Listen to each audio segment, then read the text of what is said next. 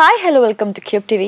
నేను మీ సరిత. ఈరోజు మనతో పాటు దేవి ఉపాసకులు, తంత్ర సాధకులు, అలాగే బ్రహ్మశ్రీ సుభాష్ శర్మ గారు ఉన్నారు. మాట్లాడదాం. నమస్తే గురుగారు. శ్రీమాత్రే.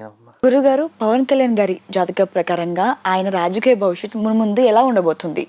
ప్రేక్షకులందరికీ శ్రీమాత్రే నమః. శ్రీ గురుభ్యో నమః.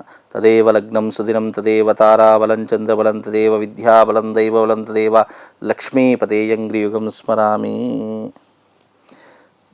ఇప్పుడు పవన్ కళ్యాణ్ గారి యొక్క జాతకం చాలా బాగుంది, అందులో ఎలాంటి సందేహం లేదు. పవన్ కళ్యాణ్ గారి యొక్క జాతకం ఇప్పుడే కాదు, నేను దాదాపు 2 సంవత్సరాల నుంచి అబ్జర్వేషన్ చేస్తున్నాను.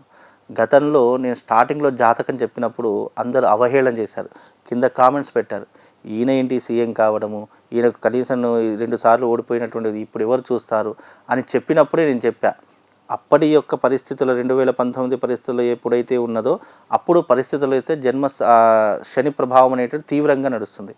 ఎప్పుడైతే 2024 ఎలక్షన్స్ అయ్యాయో, ఎప్పుడైతే ఈ 2024 ఎలక్షన్స్లో శని అతనికి వెళ్ళిపోవడం జరుగుతుంది.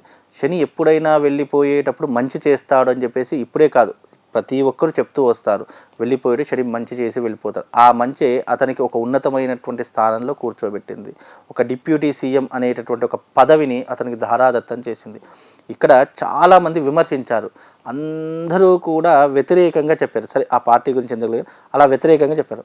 ఎప్పుడైతే అంటే మీడియాలో మీరు నా వీడియోస్ కొట్టి చూస్తే స్టార్టింగ్ డే నుంచి అంటే 2022 నుంచి ఎప్పుడైతే 2019 ఎన్నికలైపోయా 2023-24లో మధ్యకాలంలో స్టార్టింగ్ నుంచి నేను ఒక్కటే మాట మీద నిలబడ్డా, తప్పకుండా కూటమి ఉంటేనే మళ్ళీ రాజకీయం అనేటటువంటిది టీడీపీ అనేటటువంటి ముందుకు వస్తుంది అని చెప్పి ఇది చాలా ఛానల్స్లో చెప్పా. ఇప్పుడు ఛానల్స్ పేరు వద్దులే కానీ మీరు కొన్ని ఛానల్స్లో చూస్తే మీకు అర్థమైపోతుంది. అప్పుడు చెప్పినప్పుడు ఏంటంటే ప్రతి ఒక్కరు ఒక పార్టీ చెప్తున్నారు, మీరు ఒక్కరు మాత్రమే, ఎవరు కూడా ఇప్పటివరకు ఆ పార్టీ చెప్పలేదు, ఆ పార్టీ వస్తుంది అని చెప్పేసి అన్నారు. అని అంటే నా అంచనా, నా క్యాలిక్యులేషన్ ఏదైతే ఉందో అది కరెక్ట్. అంటే నాకు కొంతమంది రాజకీయ నాయకులు తెలుసు కాబట్టి వాళ్ళ దగ్గర నుంచి ఇన్ఫర్మేషన్ తీసుకొని ఎలా ఉంటుంది, ఏం జరుగుతుంది అసలు అని అంటే కనుక అలా విశ్లేషణ చేసి అన్నీ ఒక దగ్గర క్రోడీకరించి చూసా, అంతా ఒక దగ్గర చూసి అప్పుడు నేను అనుకున్నా ఈసారి తప్పకుండా టీడీపీ జనసేన రాబోతుంది. అలా వచ్చినప్పుడు పవన్ కళ్యాణ్ గారు ఎప్పుడైతే రాజకీయ పరంగా ఆయన అధికారం తీసుకుంటారో అప్పటి నుంచి నిజంగా చెప్తున్నాను, ప్రజలందరూ కూడా చాలా సంతోషంగా ఉంటారు. ఇటు రాజకీయ భవిష్యత్తు చూసుకున్నా, అతని పర్సనల్ లైఫ్ చూసుకున్నా అన్ని రకాలుగా చాలా బాగుంటుంది, అందులో ఎలాంటి సందేహం లేదు. కాకపోతే ఏంటంటే ఆరోగ్య విషయంలో కాస్త జాగ్రత్తగా ఉండాలి. బికాజ్ ఎందుకు అని అంటే కనుక ఆరోగ్య విషయంలోనూ ఆయన తీసుకునేటటువంటి నిర్ణయాల్లోనూ చాలా జాగ్రత్తగా ఉండాలి. ఎందుకంటే ఆయనకు శత్రువులు పెరిగేటటువంటి అవకాశమే ఉంటుంది తప్ప తగ్గేటటువంటి అవకాశం ఉండదు. బికాజ్ ఆయన చేసేటటువంటి పనుల ద్వారా కావచ్చు, ఆయన తీసుకునేటటువంటి నిర్ణయాల ద్వారా కావచ్చు, కొన్ని విపత్తులు, కొన్ని ఆపదలు ముంచుకొని వస్తాయి. దాన్ని అధిగమించేటటువంటి ప్రయత్నం చేయాలి. అనవసరంగా తొందరపడి నిర్ణయాలు తీసుకోవడం కానీ, లేనిపోని ఆలోచన చేయడం కానీ చేశారనుకోండి, కొద్ది వరకు ఇబ్బంది కలిగేటటువంటి అవకాశం ఉంటుంది. మామూలుగా పవన్ కళ్యాణ్ గారు నిదానమైనటువంటి వ్యక్తి, ఎందుకంటే అతని మాటలలో కానీ అతని చాతల్లో కానీ మనకు అన్ని కనిపిస్తుంది. చాలామంది 100 మాటలు మాట్లాడి ఒక పని చేస్తారు, కానీ ఈయన 100 పనులు చేసి ఒక మాట మాట్లాడతాడు. అలాంటి వ్యక్తి అని అనుకోవచ్చు. ఎందుకంటే ఆయన మీద ఉన్నటువంటి అభిమానంతో అయినా చెప్తున్నాను, లేదు ఆయన అంటే ఇష్టం అన్నటువంటి వ్యక్తిగా కూడా చెప్తున్నాను. నేను చాలా మట్టుకు ఆయన చాలా దగ్గర నుంచి చూశాను నేను. కాబట్టి ఆయన వ్యక్తిగత పరంగా చాలా మంచి వ్యక్తి అని చెప్పి, ప్రతి మనిషికి కోపం రావడం సహజం, అది సమయాన్ని సందర్భాన్ని బట్టే వస్తుంది తప్ప అనవసరంగా రాదు. కాబట్టి దాన్ని చాలా మట్టుకు వీళ్ళు వేరే రకంగా అర్థం చేసుకుంటారు. కాబట్టి ఎప్పుడు అలా అర్థం చేసుకో, అది పవన్ కళ్యాణ్ అయినా సరే, సాధారణమైనటువంటి రోడ్డు మీద తిరిగే మనిషి అయినా సరే, ఎవరికైనా కోపము ఆవేశం లేకుండా ప్రపంచంలో ఏ మనిషి లేడు.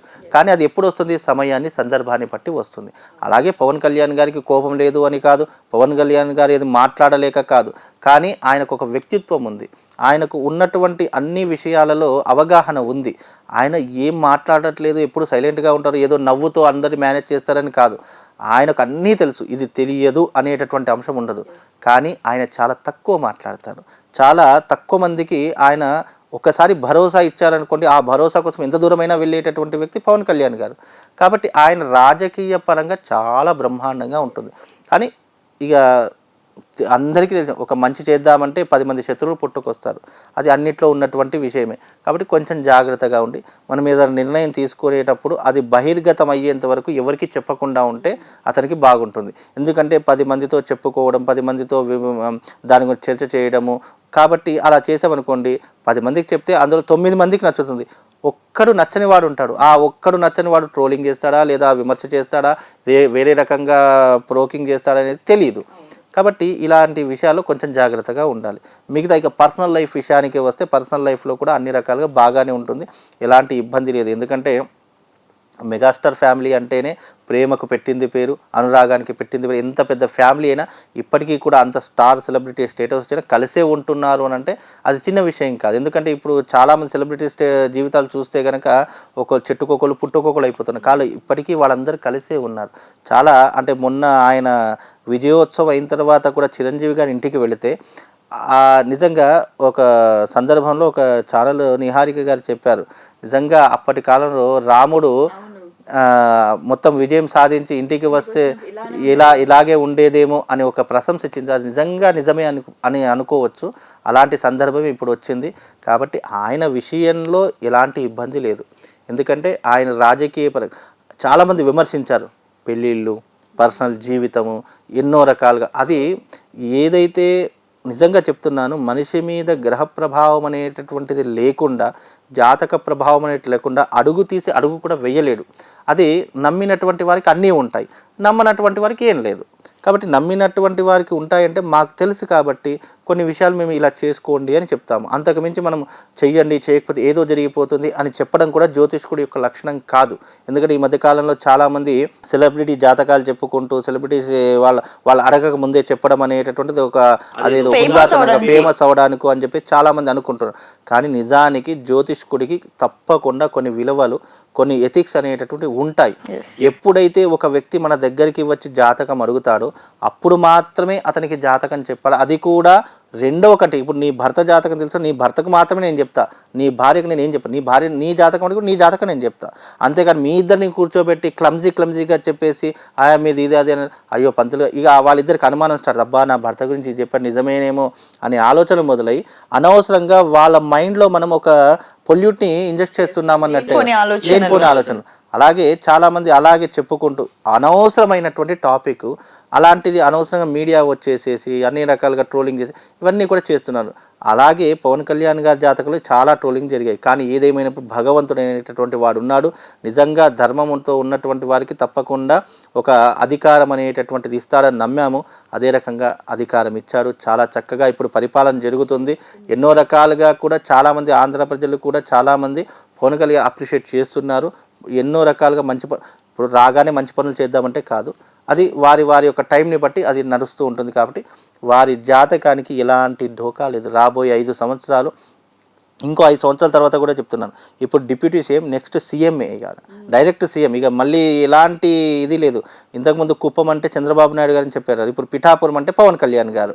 ఇలా అతను ఒక మార్క్ క్రియేట్ చేసేసుకున్నారు. కాబట్టి అది ఎక్కడికి పోదు.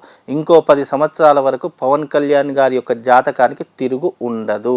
ఎందుకంటే బికాజ్ ఆయన గురుబలం చాలా అద్భుతంగా ఉంది. గురువు చాలా అనుకూలంగా ఉన్నాడు కనుక గురుబలం ఉన్నంతకాలం అతనికి ఎవరేం చేయరు. సంవత్సరానికి ఒకసారి మారుతుంది, కానీ ఒకసారి వచ్చినటువంటి ఈ యొక్క ఏదైతే అవకాశం ఉందో ఆయన తన యొక్క మంచితో నిలబెట్టుకుంటాడు. మంచికి గ్రహాలైన తలవంచవలసిందే, ధర్మానికి దేవుడైనా తలవంచవలసిందే. అలా ఆయన చేసుకున్న మంచే అతన్ని ఒక ఉన్నతమైనటువంటి స్థానంలో కూర్చోబెడుతుంది. కాబట్టి ఆయన జాతకం చాలా బాగుందమ్మా. థ్యాంక్ యూ గురుగారు, thank you so much. Welcome to the world of opportunities where dreams meet reality. At Sun International Institute of Tourism and Management, we pride ourselves on being a world-class institution dedicated to nurturing talent and shaping careers. Sun International, Hyderabad, Visakhapatnam.